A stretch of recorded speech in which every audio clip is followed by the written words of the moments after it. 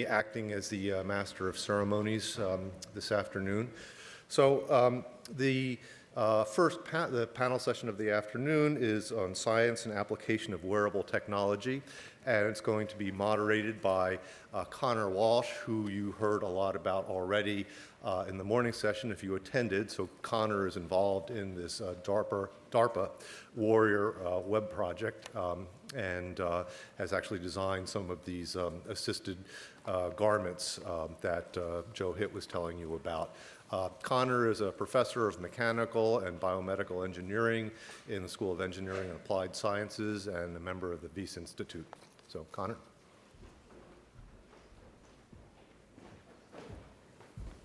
Thanks for the introduction. I'm excited to be here and looking forward to the talks and to the panel. So I think we have a really exciting session planned here that kind of spans multiple different areas. You know, we're going to talk about protective equipment for service people. We're going to talk about wearable devices for medical applications, and then also talk about wearable devices and wearable technology for consumer applications. And I think, you know, given that we're at Radcliffe and we want to be interdisciplinary, I don't think we should look at each of these as separate categories, but really think about how we can kind of have overlap between each of these different groups. And so I just thought I'd start off by introducing all three of our different speakers, and then we'll go through and have the three presentations. So I'm going to start off by introducing Oren. So Oren has been doing research in the life science area for about 10 years. He has his PhD from the prestigious Weizmann Institute in Israel. So he spent a lot of his career really thinking about how do you treat people who have been exposed to radiation, and then, you know, through bone marrow transplants, and then more recently through how you actually protect people from radiation. So developing personal protective equipment that, you know, first responders can wear in order to reduce their risk of exposure to gamma radiation. So I think it's a really exciting technology. So I think we're going to see that we have a prototype up here for that, and, you know, that'll be great to be able to demo.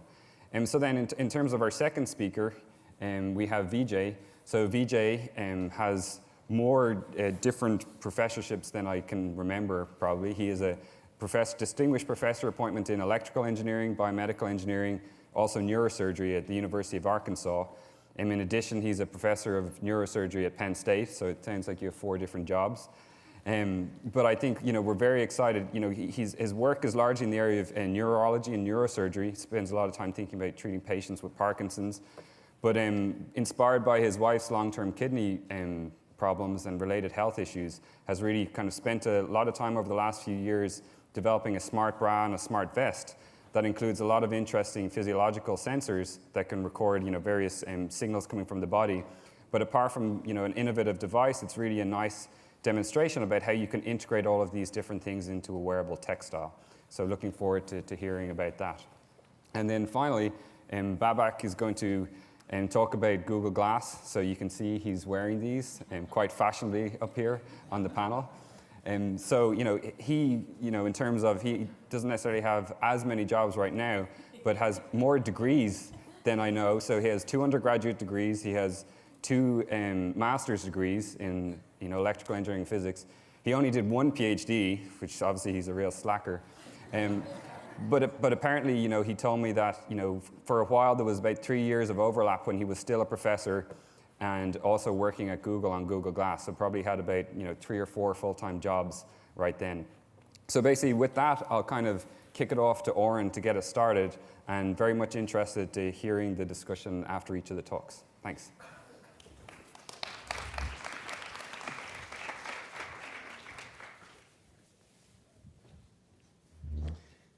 Yeah, thank you, Conor, for the very generous introduction. I'm excited to be here. Thank you, Radcliffe. I'm going to be talking about a brand new product that came to the market only a few months ago. It's meant to protect individuals from the lethal effects of gamma radiation. Such individuals could be firefighters, policemen, or God forbid, even you. So when talking about radiation, the chief threat is acute radiation syndrome, better known as radiation sickness. It's a potentially lethal illness caused by exposure to high doses of externally penetrating radiation. gamma radiation, as opposed to alpha and beta radiation, is able to penetrate the body, and you need substantial amounts of high-density materials to block it. People suffering from ARS, or acute radiation syndrome, were the blast survivors of Hiroshima and Nagasaki, the firefighters that courageously went into the Chernobyl reactor to put it out, and several unintentional exposures. So speaking of radiation, the chief maybe scenario that comes to mind is a nuclear reactor accident. And that's precisely what happened in Chernobyl in 1986. There was a fire raging in the reactor, and it was of vital importance to put it out. So the people going in were the firefighters, and they entered at 1:00 a.m. By first light, the fire was out. In doing so, they saved most of the Ukraine and huge patches of Europe, actually, from eternal devastation, pretty much. So that was a courageous effort. Unfortunately, at the personal level, they suffered the dire consequences. 134 of those firefighters suffered from acute radiation syndrome, out of which 28 died within 2 months. The cause of death was very conclusive. It was a bone marrow failure. Bone marrow failure due to gamma radiation. So this is very established as the primary cause of their death. And indeed, in a last-ditch effort to save these heroes, bone marrow transplantations were performed. However, it was very difficult to isolate in that window of time, which is about 1 week since exposure, identical grafts. So 2 of them are alive today due to transplants, but the rest couldn't find the identical graft. So how do you die from a bone marrow failure? Why is bone marrow so crucial to our existence? Well, many people tend not to think about bone marrow, but it's actually the body's blood factory. So it's the organ, I like to call it an organ, even though it's dispersed throughout our bones. This is the organ that produces our blood, be it red blood cells, white blood cells, and platelets. And it does so through the hematopoietic stem cells. And so injuring this organ in an irreversible manner causes anemia, aplastic anemia, where you will wind up without cells in your blood and without the ability to carry oxygen throughout and to fight off pathogens as well. The other scenario that comes to mind when thinking about radiation is a nuclear detonation scenario. And the U.S. Department of Homeland Security, or DHS, is working very seriously on protecting us from such an event. So they came up with a scenario whereby terrorists obtain an improvised nuclear device, IND, and they detonate it 2 blocks down from the White House in the back of a truck. So this is a ground detonation, which produces immense amounts of radioactive fallout as opposed to an air detonation. So the projection is that 15,000 people would perish from the blast. However, much more disturbingly is that anywhere between 100,000 and 200,000 people would die from acute radiation syndrome. So this scenario, of course, emphasizes the danger of gamma. And indeed, the conclusion was that the greatest potential impact on saving lives will be activities done in and around ground zero. And who's going to perform these activities? Well, it's the first responders, the heroes. When everybody's running, they go in. And so the question is, how are they protected today from gamma radiation? Well, the short answer is they're not. Emergency personnel going into high radiation areas are likely to receive lethal doses, according to this DHS report. And they'll go in knowingly that they're going to receive the lethal doses. Current PPE, or personal protective equipment, is able to prevent inhalation, ingestion, and external contamination on your skin, but does nothing to block out the gamma radiation. And indeed, the large majority of deaths are due to internally penetrating gamma radiation. So to understand the current state of protection of emergency personnel, it's easiest to look only 2 years ago to the horrible event in Japan triggered by the earthquake and tsunami there, where they had serial meltdowns throughout their campus of reactors there in Fukushima. And looking here on the right, you can see one of the Fukushima 50 firefighters, which remained at the scene throughout the first days after the meltdowns. You can see that being a firefighter, he's wearing the bunker gear, which is worn throughout the world. It's good for preventing heat injury, but does nothing to block radiation. Given the special circumstance of the event, he's also wearing a hazmat suit. A hazmat suit is good for blocking the dust from entering your body. However, it does nothing to protect from gamma radiation. The advanced forms of hazmat suits, which are a bit heavier actually, they are able to block the alpha and beta penetration. And I assume he's wearing such a suit. But once again, no protection from gamma. Importantly, he's wearing a respirator, which works very efficiently in preventing inhalation and ingestion. And actually, the Chernobyl firefighters also had respirators, which in essence prevented any internal contamination. So that we have solved. So what's the challenge in protecting our personnel from gamma radiation? Why hasn't it been done today? Well, the challenge is that on the one hand, the materials that are able to block out gamma are very heavy by nature. You must have a high density of atoms and electrons to block the gamma rays. However, first responders and evacuating civilians alike need mobility. They count on mobility to either save themselves or save others. So, all the prior attempts to kind of shield the whole body from gamma radiation came up with solutions which were simply not practical. So trying to overcome this shortage in protection, we studied the effects of radiation on the body. And looking at this CDC chart, one thing really is standing out. It's that up to 1,000 rads of radiation, that's the dose, the only primary cause of death is bone marrow damage. Above 1,000, you have other factors, but indeed up to 1,000 rads, And amazingly, people begin to perish from radiation from doses as low as 150 rads. So there's a whole window of between 150 and 1,000 that could be shut by protecting the bone marrow. So of course, we said, okay, so let's try and protect the bone marrow, Then, we said, wait a second, historically, is it even significant? Maybe people receive doses of 10,000 rads. Okay, so what are you doing here even? But looking at the history of exposures, even in the highest cases of exposure, such as in Chernobyl, the radiation doses only rarely went past 800 rads. 800 rads is the average dose received by the Chernobyl firefighters entering the turbine hall, which was the most radioactive point in the scene. So this indeed holds a great value if historically the doses were so low, and indeed they were in Fukushima and in other cases.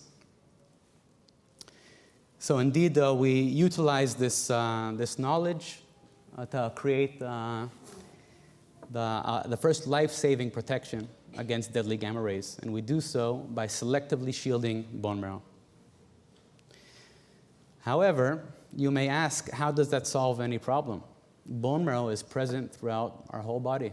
It's in all of our bones. So if you're going to try to protect bone marrow, you're just going to come up with another, armor suit, which is just too heavy to bear. Then I'm going to ask you a question. What is the minimal fraction of bone marrow that must survive after radiation exposure in order to allow survival of the individual? Well, this amount, you can hear the firefighters going to action. I hope it's not something radiological. If yes, we have this product for them, they can come by. So the answer to the question of how much bone marrow is necessary, well, it's only 2% of your bodily bone marrow is actually necessary to allow for reconstitution of the individual after radiation exposure. Indeed, bone marrow behaves in a very plastic way, whereby you can chop off 98% of it, and it returns within 1 month to 100% of what it was. And I think this regenerative capacity of bone marrow is best exemplified in transplantation. In transplantation, it's enough to transfer only 2% of the donor's bone marrow into the recipient to rescue that recipient from radiation injury. In this case, the radiation injury is induced actually to wipe out the recipient's bone marrow, which is infested with malignant cells. So indeed, this kind of therapy even shows the selectivity and sensitivity of bone marrow damage to radiation when you consider that you can irradiate the whole individual and selectively target only the bone marrow to die. Only 2% of the donor's bone marrow is necessary to reconstitute that recipient. So then, partially shielding bone marrow provides us with an effective means of minimizing the amount of radiation attenuating materials while significantly enhancing survivability. So from what we've heard up till now, it seems like we do kind of solve the challenge of protecting our people from the acute effects of gamma radiation without overburdening them to the point where they can't do their job. This is a graphic presentation of the product here on the floor. Well, you can see that it's a belt-like structure. It wraps around your pelvis. Now, why the pelvis? Because the pelvis is, first of all, the place where 50% of your active marrow resides. 50%. So it's a highly valuable target to protect. The other reason is that it's a highly validated target to protect, given that it's the source for harvesting bone marrow for transplantation. That's where it's taken from. So we can trust that it works in most people, if not everyone. The internal structure of this product here is based on heavy metals. It's layers and layers, with each layer being uniquely shaped, that when compiled upon one another, you get a three-dimensional topography which reflects the internal anatomy of your bone marrow and your pelvis. And why this unique shape? Because we try to optimize the whole protection versus weight equation. So we don't overburden the individual by providing protection where he doesn't need to have it. The bone marrow happens to be posterior in our body. So being posterior, you need more protection on your back than on your front, for instance. And it's reflected in the internal shape.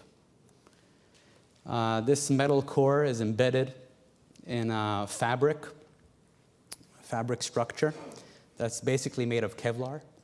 It's completely fire resistant to meet the highest demands of firefighters worldwide. It comes equipped with a radiation meter that yells in alert in real time, and it can actually yell the real-time radiation dose, actually. It's pretty cool. And it comes with an internal dosimeter card, which measures your actual bone marrow dose. So upon leaving the scene and approaching the medical facility, the medics there would be able to determine your precise dose upon looking at this dosimeter card. This is the rear section of the belt that is exposed to you at this point in time. So indeed, it's the first PPE allowing survival after exposure to high doses of gamma radiation. It blocks highly penetrating gamma radiation by the nature of it being very thick, as opposed to whole body garments. Okay? It enables first responders to perform their life-saving duties while preserving their own. Of course, we have patents pending worldwide. So looking at the added benefits of shielding your bone marrow, well, it's well known from the clinic that leukemia patients can be radiated up to 1,200 rads and still survive upon transplantation of autologous or matched bone marrow. So we expect the same thing to occur for people wearing our product, namely a 2.5 fold shift in LD50. LD50 is the lethal dose at which 50% of the population perishes. Oops. Yeah. Today, this dose is 400 rads. So upon wearing our product in real time, you would get a shift of the LD50 towards 1,000 rads. And even more dramatically, what we see is that if the minimal lethal dose today is below 200 rads, so people start perishing at 150 rads, then having their bone marrow shielded would actually shift that upwards towards 700 rads. So this equates into more than a fourfold increase in time in which the individual could be exposed to radiation before he reaches the lethal dose. And this is critical for firefighters or any type of first responders working in the vicinity. So indeed, this is another look that here one of our consultants is wearing the product. He's a firefighter for Los Angeles. And he's wearing it as he's supposed to. And this really completes or complements what he already has. He has the bunker gear. He has the hazmat suit. Now he has this. And it's actually being incorporated into a pilot test for the Los Angeles Fire Department. And so how did we check that our product works? Well, that's, of course, essential. You can't base things on premise and thoughts. So we actually we created from scratch 2 anatomically accurate human phantoms based on human skeletons. Dosimeters were embedded throughout all the bone marrow cavities in the pelvis, 60 of them. And these 2 phantoms were irradiated with a cesium-137 source in the middle. Cesium is the most representative isotope in case of nuclear disasters. You can see here a close-up on the TLDs dispersed throughout the bone marrow cavity. Importantly, to recreate a scenario whereby radiation comes from all directions, like a fallout setting, then we shifted the radiation source on the z-axis and turned the phantoms on the xy plane, creating a sphere-like exposure. So reading those dosimeters, the results were as expected. There were no surprises. We saw a dramatic shift in dose to volume of bone marrow. This is the unprotected figure, whereas this is the protected figure. So you can see a dramatic shift in dose to particular volumes of bone marrow. And this corresponds with a dramatic increase in live bone marrow, which is what we need to survive. This is a graphical presentation of the live bone marrow grams. You can see in the protected individual, we see like 4 up to 4 grams per cube surviving, whereas in the unprotected, it was at best 1 gram per cube of surviving bone marrow. When you aggregate all these cubes, you get 127 grams in the protected individual and only 27 grams in the unprotected upon exposure to 900 rads, which is extremely lethal. Okay. Now, the key number here is 50 grams. That's pretty much what you need to survive exposure to radiation. So obviously, the phantom having only 27 grams of surviving marrow wouldn't make it. So what if we had this back in Chernobyl? Well, Chernobyl, fortunately, was a very well-studied incident as opposed to Hiroshima and Nagasaki. So we have tons of information. And we know the precise doses that all the firefighters that went in received.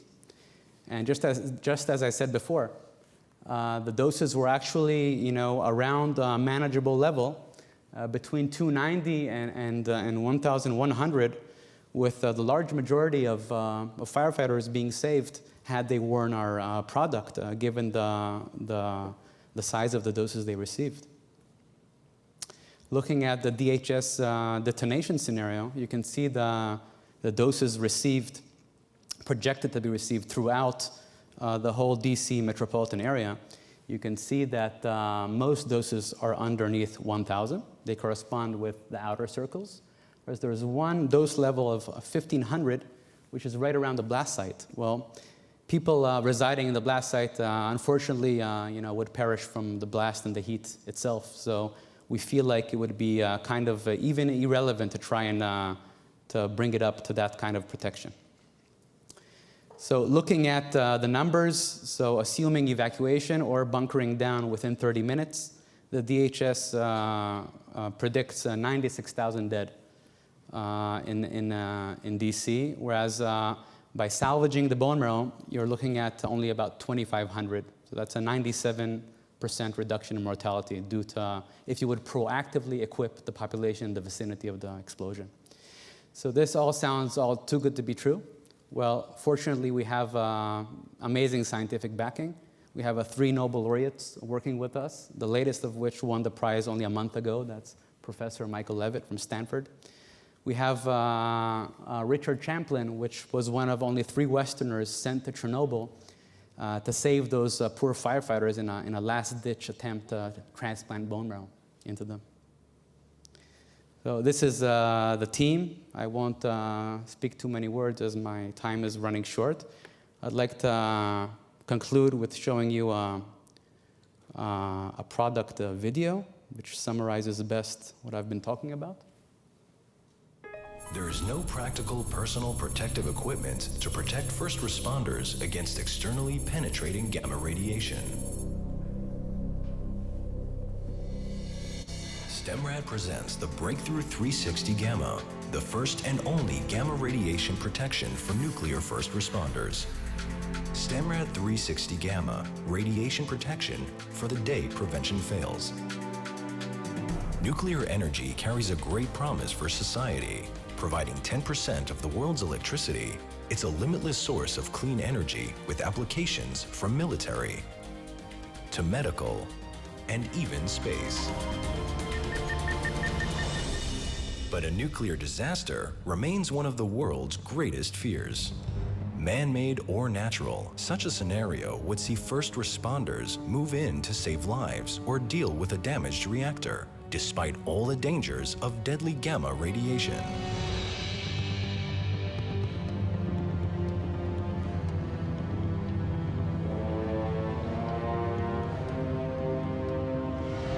Just minutes of gamma exposure can cause acute radiation syndrome, a condition that kills within weeks, even days. Since most deaths are caused by bone marrow failure, the StemRad 360 Gamma has been specifically designed to protect the body's bone marrow stem cells, found mostly in the pelvic region.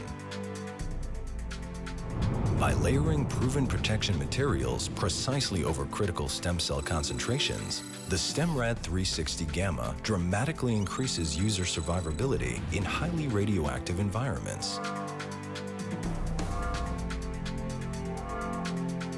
The stem cells are then able to exit the shielded area and replenish the whole body, allowing the individual to recover from radiation exposure.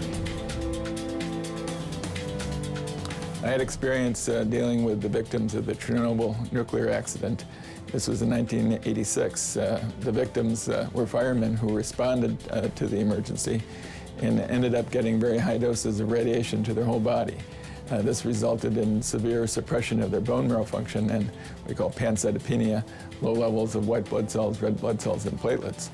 This proved to be life-threatening, and sadly many of them died from that exposure.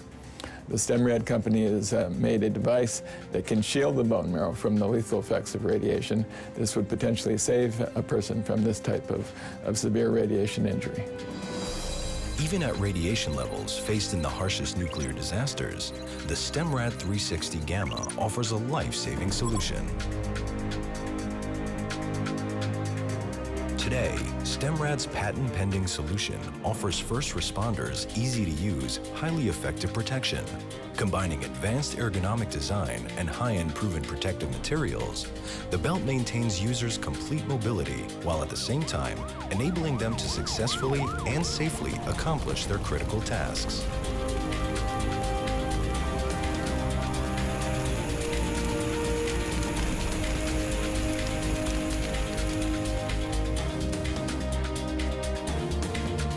I've been testing StemRad's 360 Gamma, and man, it's a real game changer. It's easy to wear, it's comfortable to move around in. In fact, it allows complete freedom of movement. But most importantly is it gives us first responders the peace of mind knowing that we're finally protected against deadly radiation, and that's awesome. At last, first responders can have the protection they deserve while they complete their life-saving missions. StemRad 360 Gamma, saving those who save us. Thank you. So Vijay, take it away. Thank you very much, Conor, for the introduction. And I'd like to thank Professor Liz Cohen for the dinner last night. It was very enjoyable to your own house. And I thank Joanne Eisenberg. She could not make it here.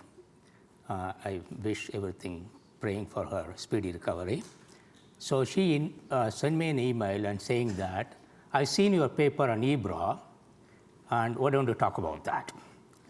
And so I enjoyed listening to Karen from MIT and also Peter from UK.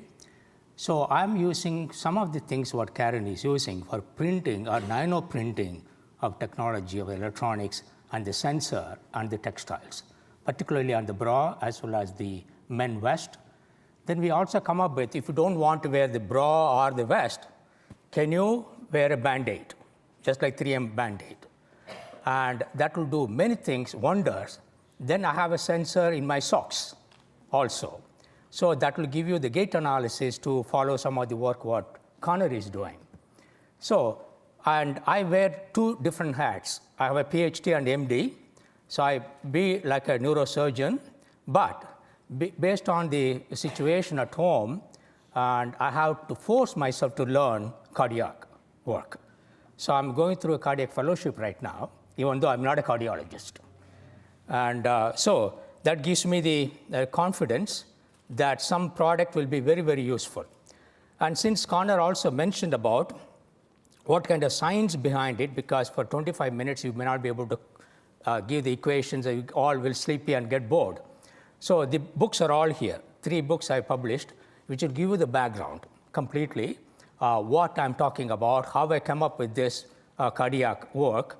And these are all the people, my medical colleagues and my students. Now, as I mentioned to you, because of my own family thing, I learned into cardiac. So I call it as smart e-bra for listening to women's dancing heart. Every heart, everyone is dancing all the time. But when you have a liquid in the sac, because of pericardial effusion, and because the kidney problem or whatever it is, then the dancing part will be so bad and will be having a severe pain and other things. So based on that, I set up a hospital for poor people, and it is based on my wife's mobile clinic in her honor. And so that part now I'm setting up even in this country to see how we can support the poor people to get the things going on. So what they have to wear, either bra if you're a woman, or a shirt, or nobody wants to wear any of these things, put a Band-Aid. So what we are now looking for, Global Institute of Nanotechnology for Healthcare, and combining the engineering and medicine, that's where I'm using the 2 hats into one. And then point of care diagnostic, wherever you are, even if you are in the boondocks, as long as there is a server, your communication will be coming from your sensor, either bra or Band-Aid, through your cell phone. If there is no cell phone, if it is Wi-Fi, GSM, it will go through that. So when you're doing the bedside testing or self-testing, telemedicine, ambulance services, before you go to emergency, you will have all the data will be sent to the doctor. And this all done by the point of care receiving station, which is there in Arkansas as well as in Pennsylvania, is funded by Walmart. Walmart gave me a lot of money for this laboratory. And also we have a research hospital, and as I showed you the thing, on telemedicine center, we collect the database, and the decision will be made. If there is no doctor close by, it will tell you where the doctor will be and get the consultation. So we want to save the life of the people and prevent any disaster. So the kind of things what I have done based upon my neurosurgery work, I'm having EEG sensors. As you know, the brain produces 4 waves, alpha, beta, theta, delta waves, and which will monitor completely with the outside, no implantable device. Even though I've done a lot of work on implantable device for Parkinson, that is not a textile base. So Then we have the ECG or EKG measurement in the bra or the undershirt or a band-aid. And also we have a gait movement and others in the socks. So this will be a general thing from head to bottom all the way. So it will cover more or less what everyday life, what people are looking for, okay? And this also we applied that. Band-aid sensor is just like 3M Band-aid, it is size. We also look at the sleep disorder, if you have problem with sleeping, and EEG, EMG, EOG, and also EKG. We put that sensor in the bed sheet. So when you put a bed sheet, you don't need to have this wired connection or a Band-aid. The bed sheet will monitor, but it's not 100%. It is about 90% accurate. Most of the heart attack happens early morning. So that will give you a warning and prevention. And then we also apply this technology, football player. If there is enough time, I will show you the football player part also. And football player will wear this cap under the helmet, which will also monitor the concussion, as well as under inner layer shirt will monitor the EKG, or what we call a sudden cardiac death. And it's not a heart attack. And many people are dying these days in the football player because of intensive training. And then this particular part, we have replaced that by headband. A simple headband, only 3 sensors in the forehead that will replace the entire 10-20 system, what they do in the EEG measurement. So what we are doing in the hospital right now, you put a silver chloride, which is very sticky stuff, and they ask you to go through the treadmilling and echocardiogram and monitor that, and then they'll say, everything is fine, you go home. You may have a heart attack, or maybe a sudden cardiac death. So we are now constantly monitoring your conditions all the time. So you might know what a Holter monitoring system, which you have to wear it on the neck and 24 hours with the sticky stuff, 4 or 5 electrodes there. We don't need that. So you need something, a textile-based, comfortable, you can do jogging, walking, whatever you want to do, or including gardening. And this is the important thing. So that's what we are doing, what smart textile can do. And this I told you that because of that family thing, I picked up that, and it's doing very well. So how do I communicate from here to the cell phone and also to GSM and others? We have organic electronics, just like Karen mentioned about. So we do the roll-to-roll manufacturing and print either on a plastic or on the textile. So to communicate all the way to home or work, or even in the plane now, you can do it because the Wi-Fi is available.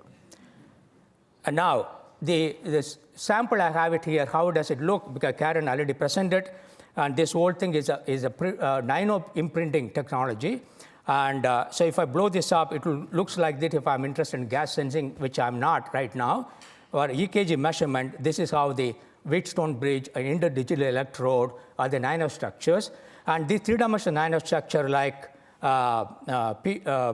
Peter talked about, is also very important because a large surface area.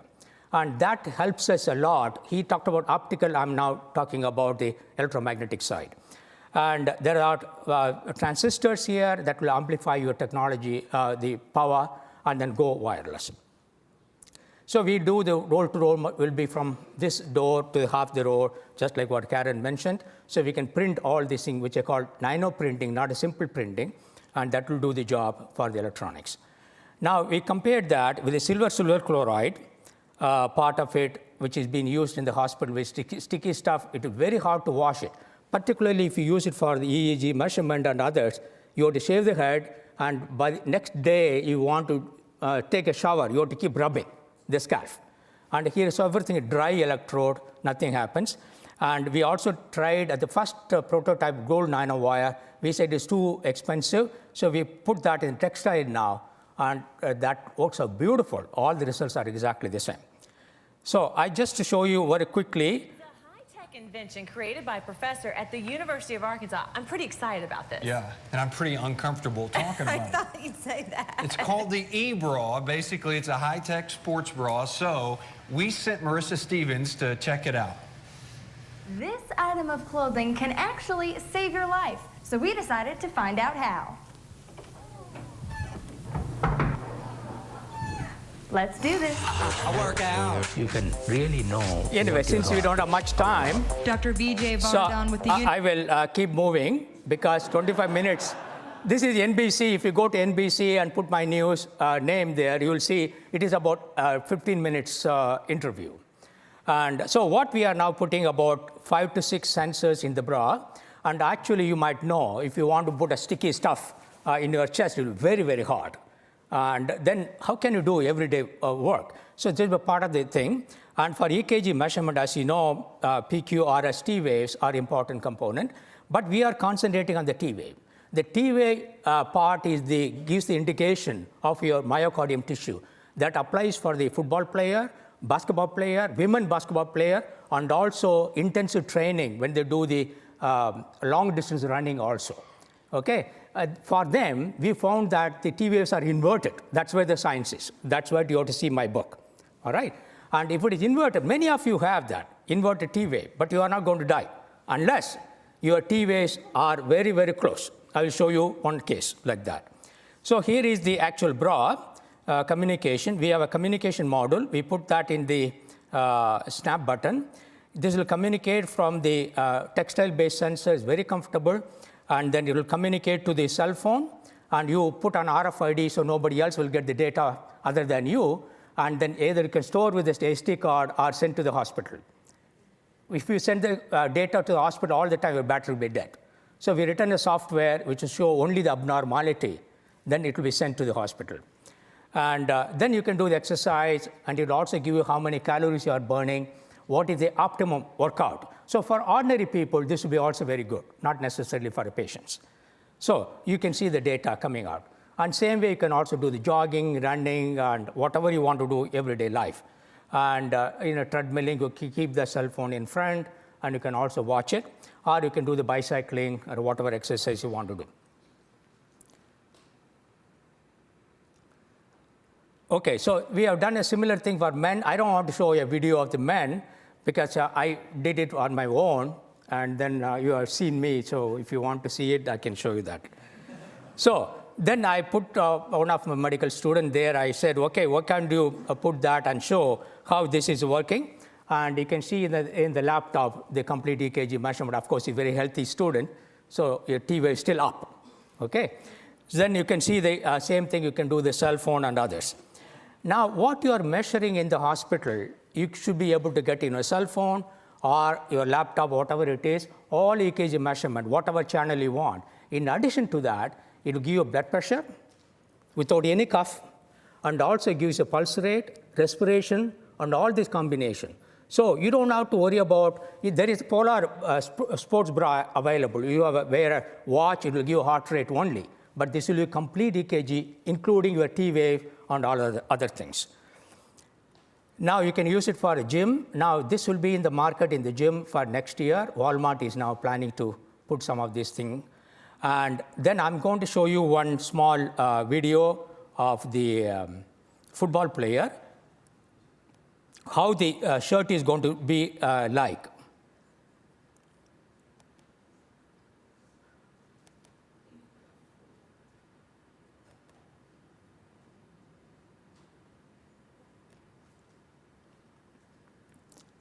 So we bought the Nike shirt.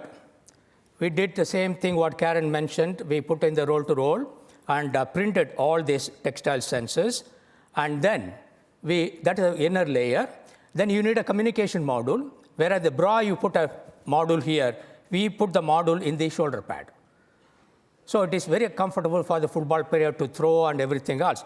Particularly what we found that the football players, wide receivers, has inverted T waves. And quarterback is fine. He get a concussion or the linebackers, whereas the wide receivers always have the inverted T wave. Okay? So what that is, how we are going to do this job.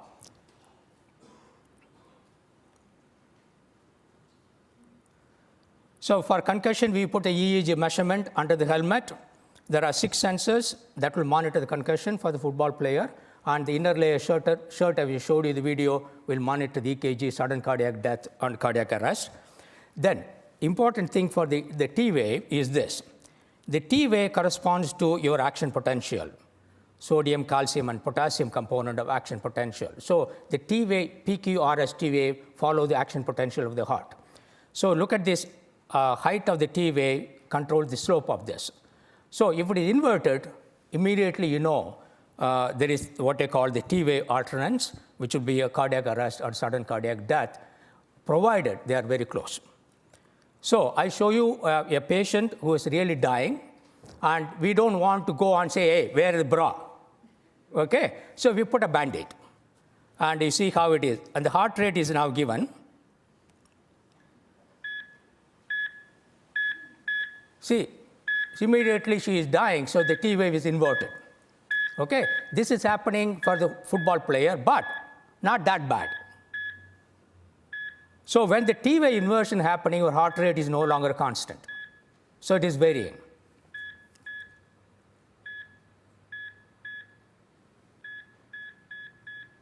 If this happens, she is gone. Okay?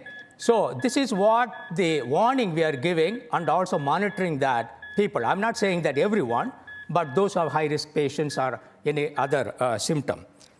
Now, so this part will be how we are going to do the echocardiogram in the hospital. As I told you, they put this sticky stuff and then do the imaging of that. But echocardiogram, which you see in the hospital, is only two-dimensional. But two-dimensional part is not going to help you how much water is stored in the sac where the heart is supported. So it has to be three-dimensional. Your heart is dancing three-dimensional, this way, that way, everywhere. So that's what I did most of the time with my home, and that gave me the confidence that we have to come up with something. So we come up with what we call a vector cardiograph. You don't have to go to the hospital each time and work for the echocardiogram. Because first of all, expensive, and second thing, you will be wasting 45 minutes. Okay, here, you have a bra or a Band-Aid and whatever you want to do, you will monitor the whole thing. Your software will give you a three-dimensional image of how the heart is dancing in your cell phone or in the laptop, whatever they are. And we have taken all the EKG measurement, X and Y and Z directions, and then built the software. And this is how the healthy male heart is going to be dancing in a three-dimensional sense. Okay? And if you take a two-dimensional part, it exactly compares with the echocardiogram, which is being done in the hospital. Now you see, the female heart is different than male, and the echocardiogram just shows the two-dimensional. It doesn't tell you exactly what the female heart is different than male heart, because the three-dimensional necessary. So then, we are now applying this to various kind of diseases also. And myocarditis is inflammation of heart muscles. Symptom may be similar to the flu, but symptom occur, they may include abnormal heartbeat, but it's not a heart attack. So if that happens, then immediately your vector cardiograph will give you what is happening here. And if you look at this part, the heart is not dancing three-dimensional. It's dancing only one side. And that shows you immediately you have this particular disease. So this data will be sent to the cardiologist, your hospital, and that will be done more or less. And also, since you have a GPS and other things, with a cell phone, they can also locate you. Now, since I've been trained as a neurosurgery area, I'm also interested in sleep disorder. And sleep disorder, if you want to go to the hospital, they charge you $2,500. And 3 nights, a fellow will be watching next door a video how you are sleeping. And with all the wire connection with the amplifier and everything else, you cannot even sleep in the hotel when you travel. I didn't sleep last night. Okay? So how can you sleep in a hospital when you know you are sick? So your sleep diagnostics is not correct, the way they are doing it. So we say, you sleep in your own home, in your own bed, whatever way you like. So we monitor you. So either you can put a cap like this or on the bed sheet. And then we measure alpha, beta, theta waves, everything done in the software, and that will tell you immediately what is happening, 8 hours of duration, what happens to your brain conditions, and everything else. Now, after we've done this, we found this will be very useful for autism children, for autism syndrome disorder. And we found that for which we have to know about brain-machine interface, how you are going to concentrate to operate a robot. If you can operate a robot, that means your thought control can be used for autism children also. So here one of our students has done this. He wear the cap which you are using for football players, same thing. Now he is thought control, thinking, I want to move this robot. It is no voice, nothing, okay? So then he also will start moving, and he can also trace it back if he concentrates. If he loses the concentration, everything is gone.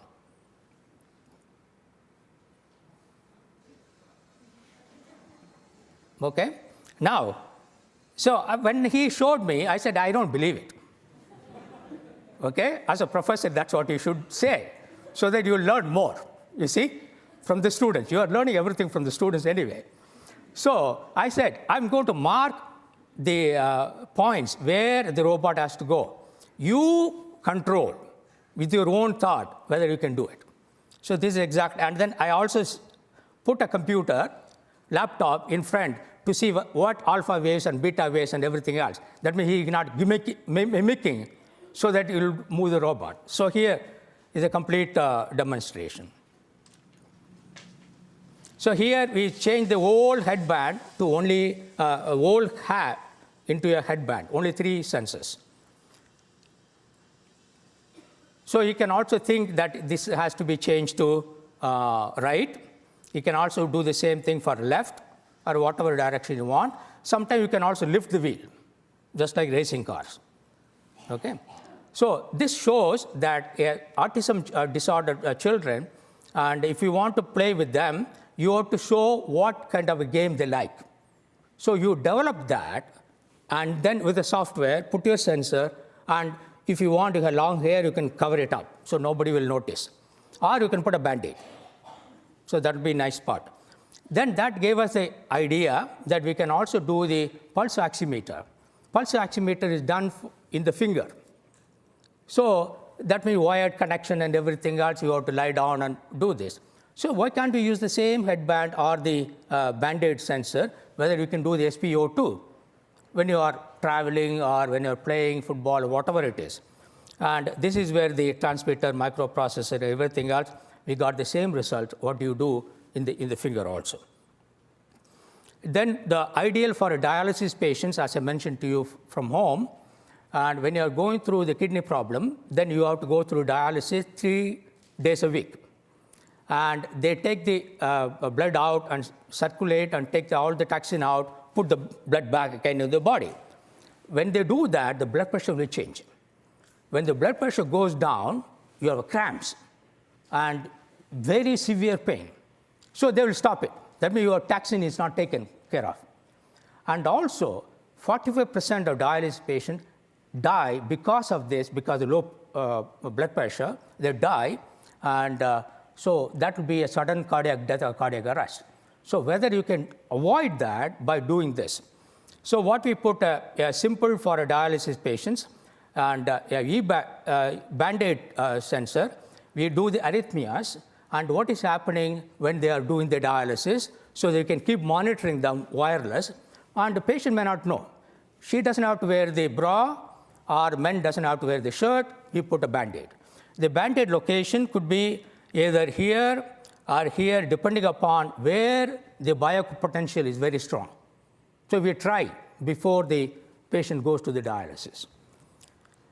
Then we also have a ventricular arrhythmia the same way, and some of these things are very, very dangerous. This is what, when P wave disappears, QRS complex is not sharp, appears as mixture of thing, that's where you have a blood pressure very low, you may die. So here we have look at that at various kind of location depending upon the patient conditions. And so each patient, of course, is different. So you cannot say, you wear the bra, you will do the job. No, it won't. So you have to keep talking about where the Band-Aid location should be. So thank you very much for your attention, and I have about 1 minute.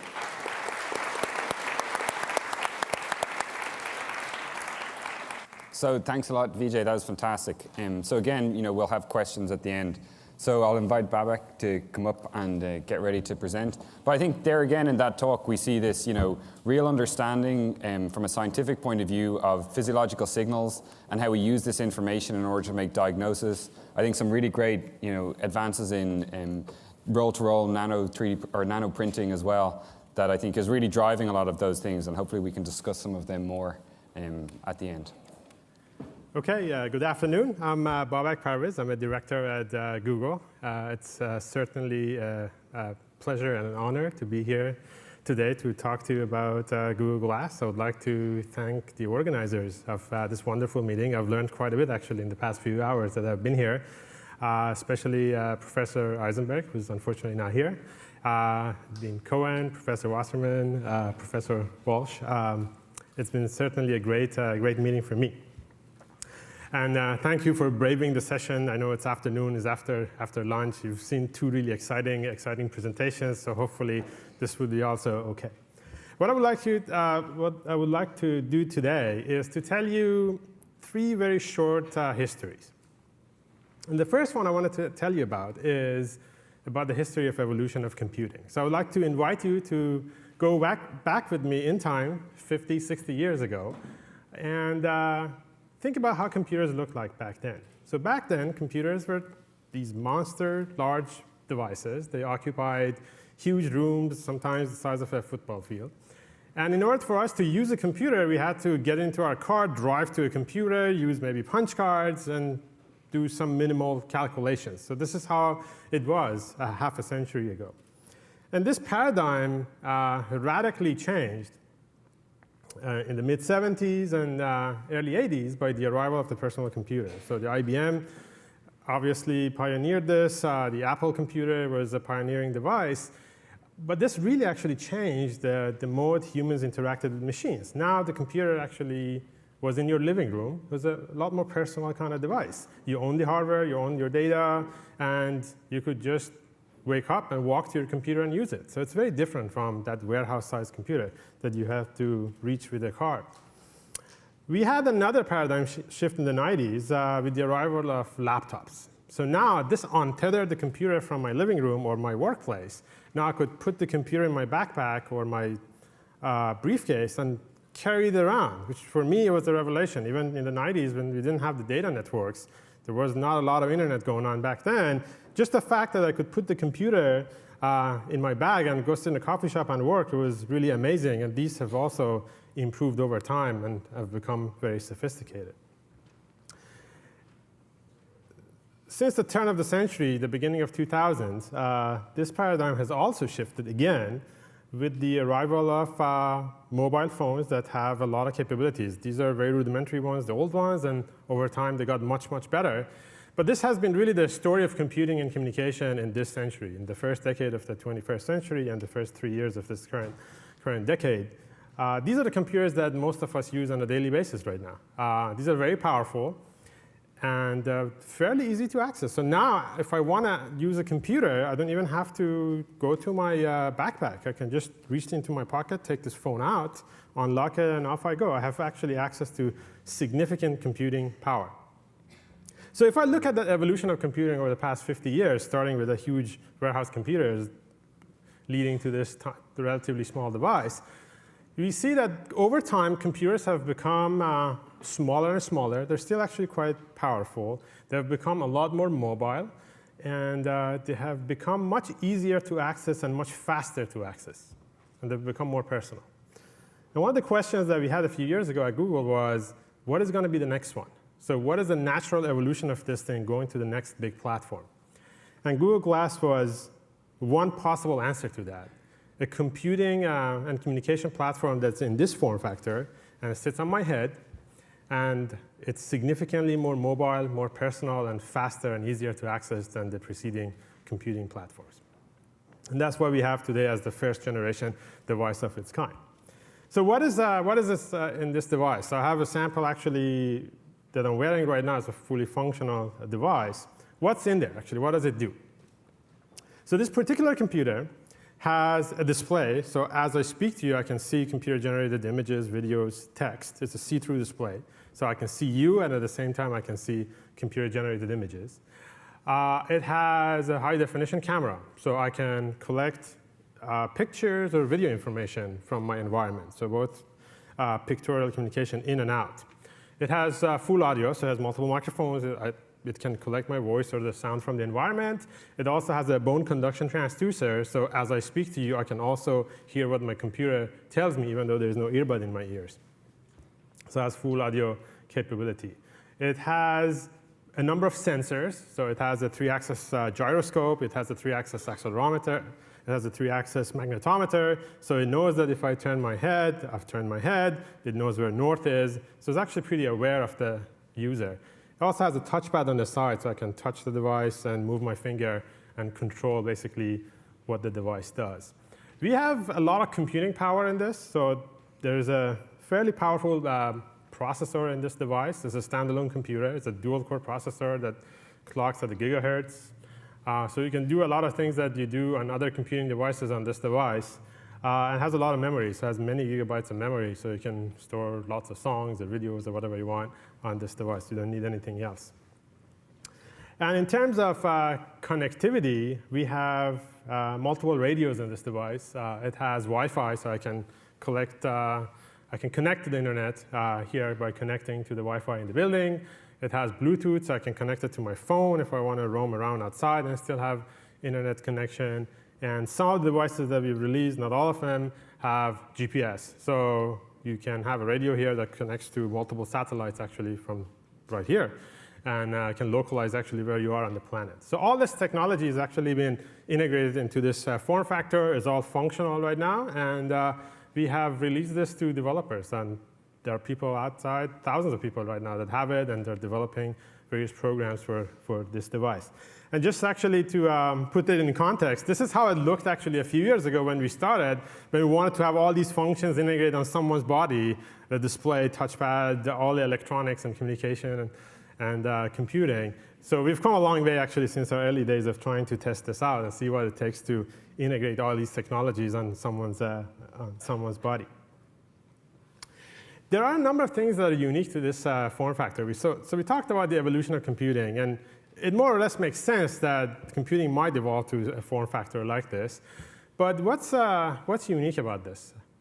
There's the issue of very, very quick access to the computing device. And I'll actually dive into this a little bit further in a few minutes. So now if I want to use my computer, all I need to do is, that's it, basically touch the device and off I go. I can do something, I can do a Google search, or I can even browse the internet if I wanted to. So those things are possible. Very importantly, this is a device that's very aware of its user. So it sees the world actually through my eyes. It has a camera actually that's looking out. It hears what I hear. And it even knows that I'm walking, I'm turning my head around. We've never actually had devices that were so aware of the environment, the user's environment, and they were so aware of the things that user does. So this is a device that's actually quite intimate to the user. And the modes of interactions of the user with this kind of computing will be very different. A couple of things that excited us, even though these were not necessarily drivers of the first generation device, were the ability of a computing device like this to overlay computer-generated images onto what you would normally see. So I would have my normal vision, and on top of that, in principle, this device can superimpose something else. This field is called augmented reality, which is a pretty exciting area. So you can always see more should you enable your computer to show you things. And lastly comes the issue of the screen size for mobile devices. So how many of you in the audience actually have a smartphone? If you don't mind raising your hands. OK, pretty much everyone. How many of you would like to have a bigger screen on your smartphone? Most people. How many of you who are willing to carry a cell phone that's this big? OK, no one. It's a problem. So we have a basic physics problem here that most people use smartphones. Most people want to have much bigger screens on their smartphones because it's easier to use and more comfortable, more powerful. But there's just a certain size of device that people are willing to carry around with them. So how do we solve that problem? This form factor, because of direct projection into your eye, can potentially solve that problem. So you can have a massively wide screen from a very tiny device. So the physics of this is actually quite different from a device I would look at. Actually, it's in my hand or sitting on a desktop. So there are certain things that are unique to this platform. However, the uniqueness doesn't justify actually creating this alone. we have packed a lot of technology in this device. And really the big question is, why on earth would you want to do that? We have other devices. What's the utility of this type of technology? This actually takes me to the second short history that I wanted to mention. And I have to also, the disclaimer is that these histories are absolutely inaccurate and probably not true, but just bear with me. And this is the story of how traditionally us as human beings have communicated to fellow humans. So it's my one-page history of citizen-to-citizen communications. If I go back a few thousand years and ask how I would connect to a fellow human being, there was primarily just one way to do it. You will have a conversation with a person. It's very powerful. We love it, actually. As humans, we really connect, actually, when we get to talk to someone. But that was really the primary mode of communicating with another fellow human being. So over time, over the past thousands of years, technology has contributed in changing this to some degree and expanding, actually, how we communicate with fellow humans. I would say one of the major changes was the invention of writing an alphabet. And what this did was this allowed, actually, two people to communicate over very long distances. So now if you wanted to convey your thoughts and emotions to someone else, you didn't have to be in the direct vicinity of the other person. You could channel your thoughts through the letters of alphabet and write it down and send that letter maybe a few hundred miles away. So this really actually was a powerful invention in changing communication between two people. The arrival of electronics made this to be a lot faster. So now I don't have to wait for a paper mail to make its way through oceans with ocean liners or on horsebacks. I can communicate through electronic signals, essentially practically with the speed of light. So my thoughts and emotions can go across wires, even across oceans, through letters of alphabet and reach someone else. So not only I've extended the range of my communication, but I've made it significantly faster. And with the arrival of telephones, now we're not limited only to text anymore. Someone thousands of kilometers away, in principle, can hear my voice. So going from having to have the person right next to me to have a speech communication, now I can talk to someone that's many thousands of miles away. I would say that the arrival of electronic communication has made these things to go faster and be easier to use. But in a sense, email is an extension of the paper mail. So I still channel my thoughts and emotions through letters of alphabet. It just goes through an electronic medium and goes to someone else, but easy to use. And one of the last big inventions I want to mention is the arrival of phones, smartphones especially, which really untethered the destination of communication. So previously, if I wanted to send a letter to someone, they had to have an address. So the letter has to go to that physical address. If I wanted to send a telegram to someone, if I wanted to call somebody, they had to be physically located in a particular location.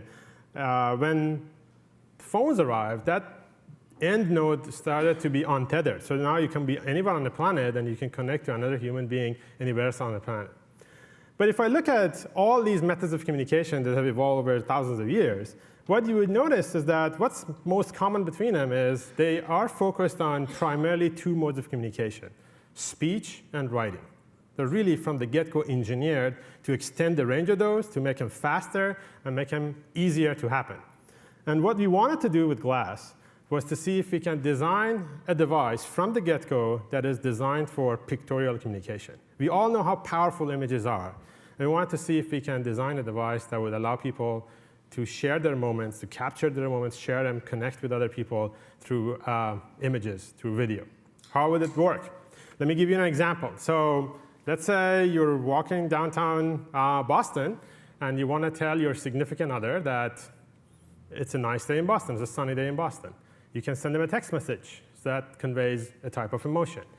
You can call them, which is usually nicer, so they can connect with you a little bit more and tell them how your day goes. Or you can wear a device like this, and this device actually can live stream video through my point of view to someone else and walk in Boston. So they can experience your life as you're experiencing it live. And we found it actually to be absolutely magical to be able to share these moments with other human beings. So that has been one of the main drivers of our work to this date. There is one more history I want to mention, which is another driver of why we did Google Glass. And this relates to traditionally how we have looked for information. Again, this is completely historically inaccurate and probably not true, but bear with me. So I'll go through this real quick. So let's go back again a few thousand years and see how I answered a question if I was seeking knowledge. See, I wanted to know how long the river Nile was. How would I figure it out, actually, 10,000 years ago? Actually, it turns out, basically, there was no way to do it. That knowledge was unavailable. This got a little bit better over time by us starting to living in cities and having polymaths. And maybe after a while, you could, if you had that question, you could trek to Athens or somewhere that had some center of knowledge, ask someone who was very knowledgeable, how do I actually answer my question? How long is the river Nile? And they may or may not have an accurate answer to your question, but you'll get something. So it's better than nothing. So maybe from the time that you have a question until you get your answer, within a few months, maybe you get the answer. This fundamentally changed a few hundred years ago by the invention of the printing press and the proliferation of libraries and books. So now, this was the primary mode of seeking knowledge up to maybe 15, 20 years ago. Certainly when I was going to school, if I had a tough question, if I couldn't get the answer from someone, I would go to the library, try to find the right book, go through the book, go to the right place in the book, and find the answer. How long would it take? Depending on what I was doing, but probably a few hours, maybe a day, maybe 2 days, depending on how difficult that question was. A revolution has happened in this area, which is significant. It has actually major consequences, and this is only primarily in the 21st century that this is happening. As knowledge has been digitized, a lot of human knowledge has been digitized, and as this has become accessible and searchable, now if you have a question, what is the primary mode of finding the answer? What I would do, actually, if I were not wearing glass, what I would do is, if I want to know, depending on what that knowledge is, I want to know what the temperature is right now in San Francisco, take out my phone, unlock it, I go to typically some sort of app or search engine, Yahoo, whatever, Bing, Google, ask a question, and typically I get a reasonable answer back. How long does it take? Less than a minute. It's amazing. Actually, it's still mind-boggling for me that in less than a minute you can get a reasonable response back to many, many questions that you might have. So we've come a long way, actually, from not being able to answer at all to the point that many questions that we might have can be answered, or at least we're pointed in the right direction, in tens of seconds, which is pretty amazing. So what we wanted to do with glass was to make this significantly shorter. And this access time really matters. So we wanted to have a device that someday, and today we cannot do it, tomorrow is unlikely that we can do it, perhaps someday in the future somebody can do it. We wanted to have a device that would let you do the following. If you have a question, instead of you having the question, knowing that you have to go grab the answer from somewhere and come back and look at it, you get the answer back so fast that you feel you know it that fast. So sub-second, basically. Very, very fast. And that makes a material difference in what you feel you know. It actually may change the meaning of knowing things. And definitely has a major impact on education. So we can talk about that in the panel if you're interested. But this is what we wanted to do. So we have a computing device that's extremely fast to access. And on this device right now, I can get a Google search done and get the answer back right in front of my eye in a second or two. So it's actually quite fast. Not fast enough, not where we want to be, but that's where we want to go someday. And I think it's going to have a major impact on how people would view knowledge and information in the future. OK, so where are we today? What does this device do? So we have packed a lot of technology in this. And I want to show you a short clip. All of this actually is shot through these devices, through Google Glass. So you see the people's point of view. You'll see some of the functions that this device performs. So you can do searches on this, you can browse the internet, you can do text messaging, you can do calls, you can share your point of view live, so it's a video call essentially through this device. And you can do these all on the go, so hopefully this video will play.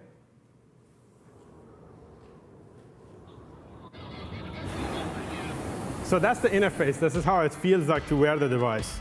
Just to the corner, and you see information. This is it. We're on in 2 minutes. Okay, Glass. Hang out with the Flying Club. Google photos of tiger heads. You ready? You ready? Right there. Okay, Glass. Take a picture.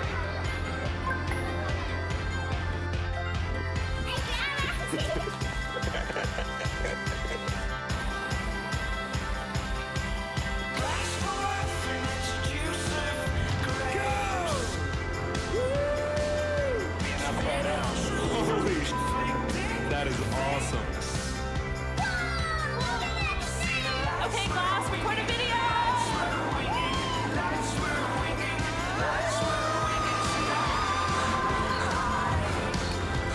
After this bridge, first exit.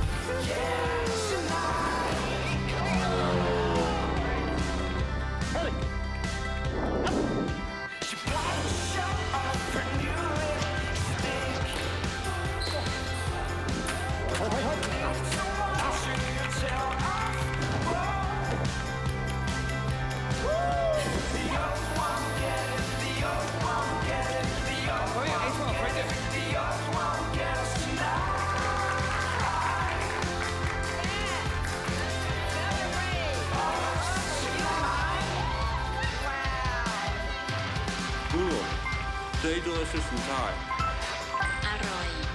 Arroy. Google jellyfish.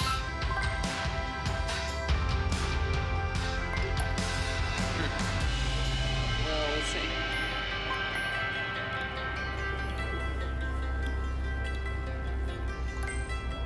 It's beautiful. So all the things that you saw here, messaging, navigation, communication, looking for information, they're doable on the device today. We consider this not as the end game. This is just our first step, but pretty solid step forward in this in the direction of enabling the platform to happen. So I'm going to take just a minute or so and tell you why this stuff is possible today, why it wasn't even possible 10, 15 years ago. I think one of the things that really enabled us to pack a lot of technology in a very small form factor has been the smartphone ecosystem, because that ecosystem has spent probably hundreds of billions of dollars miniaturizing components, and we've taken advantage of that. These are extremely sophisticated components that we can get with a very reasonable cost. That also is important if you would like to make the technology available broadly to the public. To give you one example, this is how just cameras and phones have evolved over the past few years. So from basically unusable cameras that would take really horrible images that you couldn't do anything with, right now we have cameras and phones that are amazing. So they get fantastic images from the environment, and the cost for these components is not much. So this ecosystem of smartphones, the revolution in electronics really has helped us a lot, and we hope that this continues, and we can talk about that, because this enables many new types of interactions with technology that was previously not possible. Very importantly, the data connectivity 15 years ago, roughly about the time frame that I was living in Boston, there was not a whole lot of data connectivity. So your cell phone made calls, but there was not data. There was no data. And we know how powerful these devices are when you have the connection to the network, when you have the data connection in and out. It's a fundamentally different device. Now these networks have actually very respectable data rates available. And lastly is the arrival of the cloud. So behind these computers, behind your cell phones, are massive, massive networks of computers. So when you do something on this device, even though it's a pretty powerful device, it's not alone typically. When you do a Google search, you're practically using a supercomputer with millions of computers for a fraction of a second for you. And the arrival of the cloud actually has enabled that. So that's also a transformative event that has happened just in the past few years. We didn't have any of these things 20 years ago. It's all new. So we'll see actually where this thing goes. Where does the device go? As I said, we think this is just the first step. It's a very solid first step. We also know that we need to improve this significantly in every aspect of it, hardware and software. So the main driver for this is electronics, obviously. Everything has to get much smaller. We would like to have other types of sensors, and we do want to have the ability to compute a lot more with a lot less power. So a lot of you in the audience hopefully will contribute to advancing the technology. We need that. So it would definitely keep many people in science and technology employed for many years to just make this happen. With that, I would like to thank you for your attention and conclude my presentation. Thank you.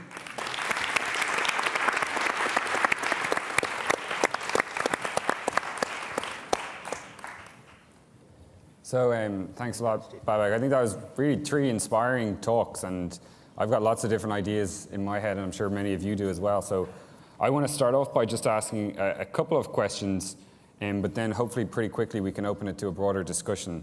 So one thing that I see, Oren, in terms of your system that you really highlighted is that for a lot of these wearable technologies, whether they're protective or providing information or recording signals, you want to be able to do that in a way, but you want to make sure that you don't restrict the person in any way, right? Because people move around, we don't like to wear, things that restrict us. So how do we find this balance between wearing devices that protect us or give us assistance or record information, but not restricting the person? I think this balance is crucial, and I think in our case, it's the best example perhaps, whereby on the one hand you want to protect the first responders, on the other hand you want to allow them to do their job. And I spoke with these people. For them, the utmost importance is to be able to do their job. That's their nature. And so how do we know? We test it again and again and again. We optimize it to the point where it's integrated into their normal routine. And I see no other way but to work with the field, to be connected with the end user all the time. Yeah, so I think the human factors, a lot of us are engineers or scientists here, but a lot of these smart clothes type things to really be practical and interesting, I think the human factors and the wearability is a really key important part. And so you have to do continuous testing with people who are going to wear these types of devices. And apart from a physical impediment or restriction, I'd love to hear a little bit more about potentially what could be a cognitive restriction on a person, say if they're wearing, a wearable sensor system that's providing them with some information, or Google Glass giving them some visual feedback. Could that be distracting for people? And how do we find this balance between giving information versus not overloading a person cognitively? You want to answer that? Sure. Maybe I can take a stab at that. So when we were designing the first generation of this device, one of the things that worried us quite a bit was over-dependence on electronic devices and whether they would fragment your life even more. Because I actually confess that I have this nervous tick that I take my phone out every 5 minutes and check my email and other things. And it's probably an unhealthy thing, actually, because probably it's not that important for me to check my email every 5 minutes. The emails do come in, but if I attend to them later, probably the sky doesn't fall. But that really actually fragments people's lives. And I think you need to really think about the design of these devices so we don't take people out of their moment. What we wanted to have and what we strive for is to have people engaged with other people and their physical environment as much as possible. That's our first priority. However, when they need technology, they should be able to quickly access that and do something that they need to get done. But primarily, we want them to be present in their moment and physically interact with their environment and the people. And that's the reason that you see that my eyes are open, so I can maintain eye contact with people. My ears are open. My hands are not actually occupied by a computing device, so I could be in my physical moment. But when I need computing, I can quickly access that. Vijay, I'd love to hear from you. So in my case, electronics everywhere. So you might remember the Star Trek TV show, right? Captain Kirk opened something, a cell phone. That's so many years ago. It was not there. Now it is here. So what I'm trying to say, like his Google Glass or a cell phone, whatever combination, you want to see what is happening to your conditions of health, or your family member, for example. All the information can be collected, and you don't have to see it. Like he said, each time you have to open your cell phone. So we have a SD card. We can store the data, and then there is a software gives you abnormality. If something happens, gives you a warning. So that would be another way of looking at that. So combination of his technology and ours may be the future to go. So that's what I could add at this stage. Yeah, it seems as we hear about these 2 or 3, different projects that have sensing on them, that there's monitoring a wearer, and then there's also monitoring the environment. And they're 2 different things. So Oren, in your device, it monitors the level of gamma radiation and gives a warning to the person. Mm-hmm. So I'd love to just hear all of your thoughts a little bit, maybe starting with you, Oren, on, you're monitoring this information from the person or from the environment. How do you give feedback to the person, and what's that interaction like?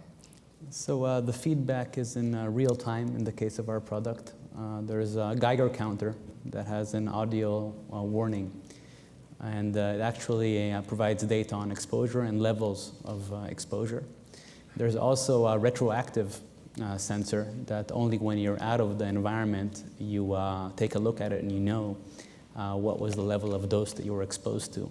So the combination of the 2 is critical here, to know in real time your level of danger, but still to be able to know after the act how much you were exposed to. Because in the end, only the interplay between the 2 can guarantee the minimal level of exposure that you aspire to achieve. I don't know, Vijay or Babak, if you guys want to comment on that in terms of getting information from yourself or the environment and how you can use that. Environment, I didn't go through my slide of the roll-to-roll manufacturing. I showed only EKG, but the roll-to-roll manufacturer, you can also put a gas sensing and whatever combination. I cannot do his gamma radiation thing because I'm not an expert in that. But any environmental conditions, this electronics can pick up that as a sensor. So that also will go to the cell phone or a Wi-Fi system. So it is not only your health condition, environmental conditions also will be very useful. So that's what I can add. Sure. I think there's immense value in that, and that's independent of Google Glass. So I have other interest in biomedical research, and I think one of the issues, and Vijay alluded to that, one of the issues that we have in the way we do medicine is that we usually don't know what happens in people's bodies. So the typical way of doing medicine is that we ignore our doctors, and when we get sick, we go to our physician, and they would prescribe some sort of test, and we'll do it, and according to that, they will do something. But for the most part, there is no record of what has happened to this person over basically long periods of time. And we all know how useful this data could be if it's collected and then analyzed by physicians. So devices that obviously with the permission from the patient or the user, devices that can collect that information, I think they could be very, very useful, but also they're very difficult to build because of all the issues that we have interfacing with the human body, making sure that it's comfortable, and we collect the right information. Very difficult to do. So maybe one just last comment or question before we open it up. So a lot of the technologies that we've seen here are put on the body, so they're not inside the body. You're monitoring things with Band-Aids or electrodes or sensors, or you're wearing glasses. And that's probably relatively straightforward, or more straightforward from a regulatory point of view for medical devices. When you want to put things inside the body, it gets a little bit more complicated to prove that it's safe.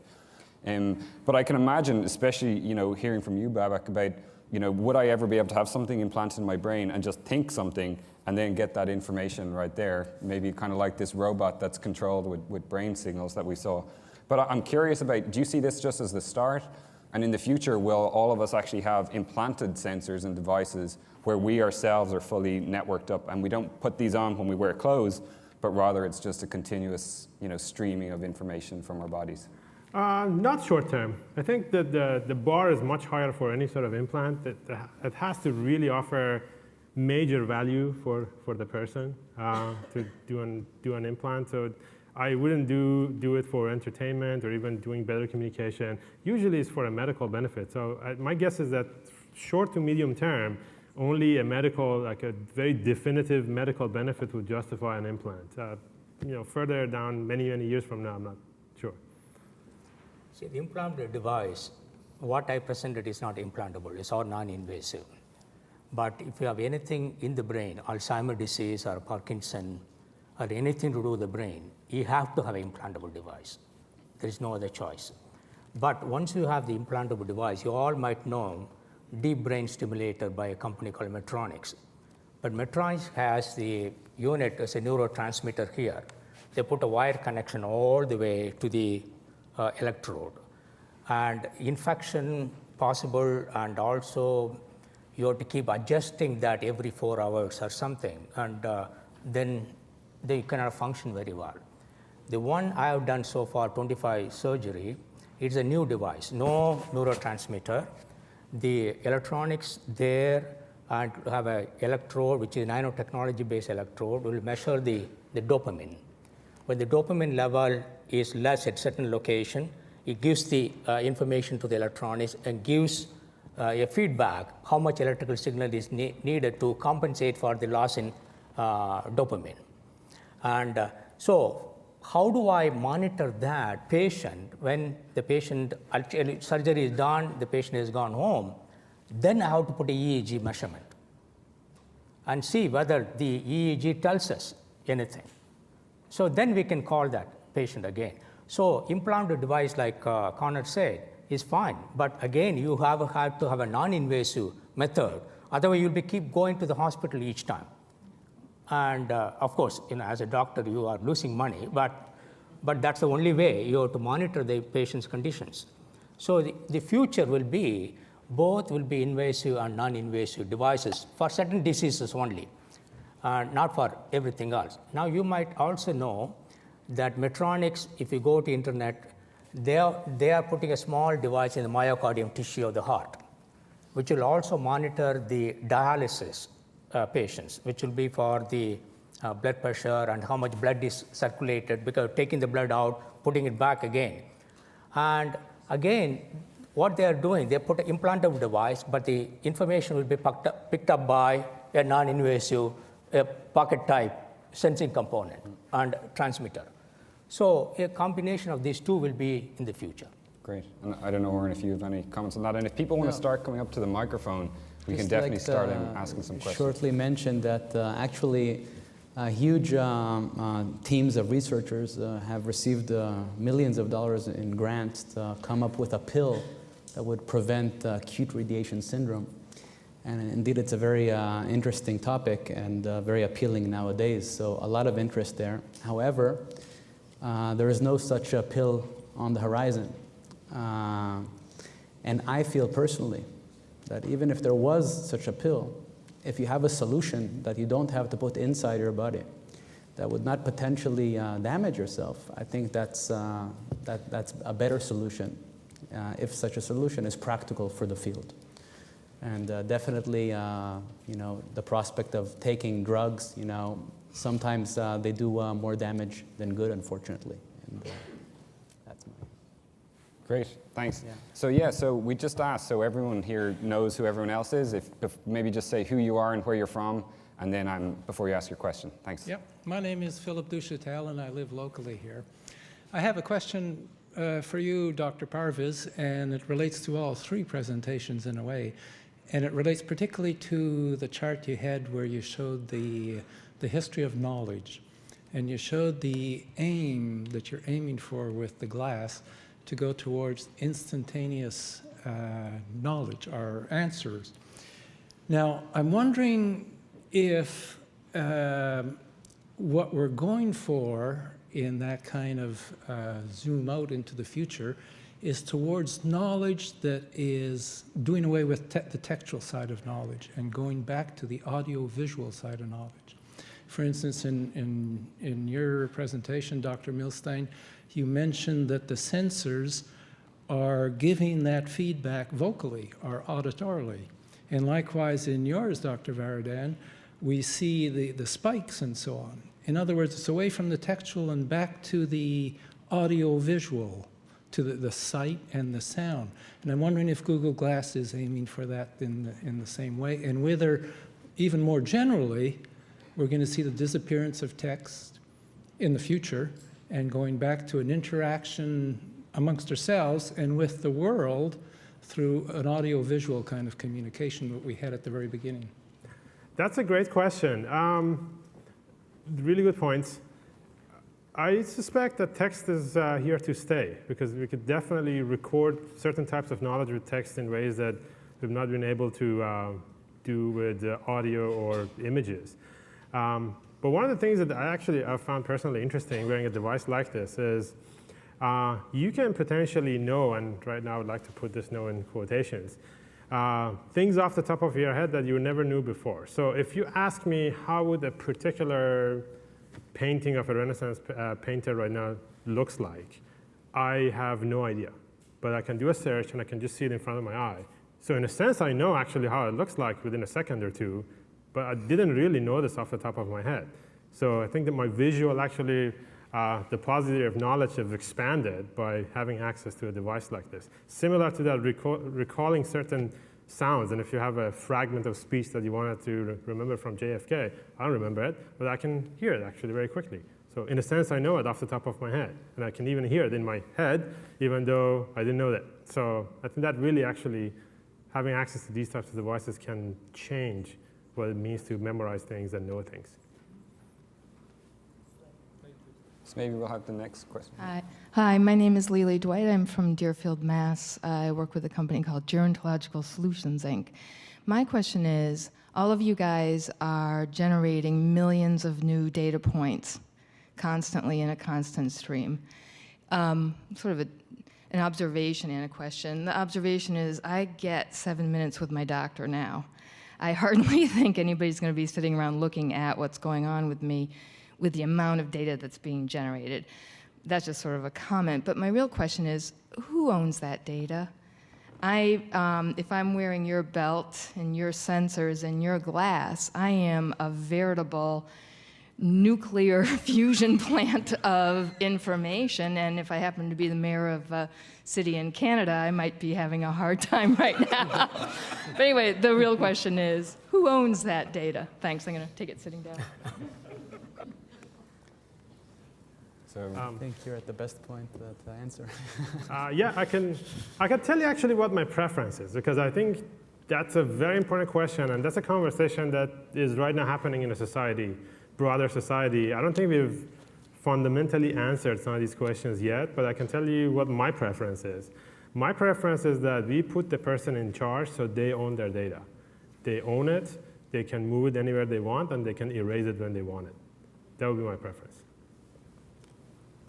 But is that what's happening now, though? I mean, that data exists. I think to a good degree, at least from the Google side, this is what's happening, because there's a dashboard at Google that you can go and know exactly what Google knows about you, and you can erase it, you can move it somewhere else. So we've enabled that, and I think we should do more of that. But that was not an official company position. That was my personal preference of how it should work out in the coming years. See, for the cloud services, and now many hospitals, before then you used to have only paper. Now you can get your access to your data through a computer. So that is secured. So your data, whatever we are doing with the BRA and others, will be in the secured cloud services. So only you will be able to access through the password. And the doctors cannot even get it unless you give them the permission. So you don't have to worry about the data. But the only thing, you will be constantly sending the data from cell phone, your battery will be dead. So we have to send only when there is an abnormality. That's what the software does. It gives a warning, hey, you don't look good. Pass this information to your doctor. Okay. Great, thanks. Thank you. So I think we have time for 2 more questions, so maybe we can we're a little bit over in time, but let's make sure. Hi, I'll talk fast. Joe Solid, again, Division of Sleep Medicine at Harvard. I'm also science advisor to Lark Technologies. So we've heard a lot about the placement of the sensors and the devices. We heard a very compelling case for protecting the pelvic area from the gamma radiation. So I'm looking at Babak here, and I'm wondering, is it just because most people are right-handed? Is there a specific neuropsychology for placing this on the right side of the glasses, or you're going to offer it for both sides? What goes on? Most people are right-handed, and most people are right-eyed also. So for those of you in the audience that may not know, there's people who are right-eyed and there's people who are left-eyed. And actually, I happen to be both left-handed and left-eyed, but the device we made is on the other side. It actually has been pretty comfortable for me to use. So we did actually run studies to see what's comfortable for a majority of people to use, and this has been actually the best solution so far. So are you not priming a certain type of thinking by pushing people to look to the right? We have not observed that. So we've had people wearing this now for a few years. We haven't observed it. I don't know if many years from now this would happen or not, but so far it hasn't happened. Thank you. There might be political connotations left and right. Yeah. Hi, I'm Leila Daravi, and I'm a postdoc here at Harvard in the School of Engineering and Applied Sciences. I have a question that was sort of initiated by the first speaker, but was sort of propagated along with the rest of the speakers. We have a good idea now from the first speaker of what happens once you have an acute dosage of gamma radiation, what happens to your bone marrow. But I was wondering if you could comment, or if any of you guys could comment on what would happen to your bone marrow supply due to a chronic low dosage of radiation. For instance, there's a lot of chatter right now about the type of radiations emitted with cell phones and computers, and I'm not sure about Google Glass at all, but if you could comment on just a chronic low dosage of radiation to your bone marrow supply. Yeah, so thank you for your question. It's a very controversial topic, actually. You have scientists claiming that it's actually good for you to be exposed to certain levels of radiation. It strengthens your body's ability to respond to acute doses, actually. That's what they're claiming, but it's very controversial. To the point, I think that there is a potential of increased mutagenesis among the bone marrow cells in case of chronic exposure, and you're looking at possibly an elevated level of cancer down the road. However, the encouraging thing is that looking at Chernobyl, so the victims, you would expect them to have a lot more cancer than what they do. There's only quote unquote, a 5% increase in cancers among people living in the vicinity of Chernobyl. So. Great. So I think with that, let's just once again thank all our speakers.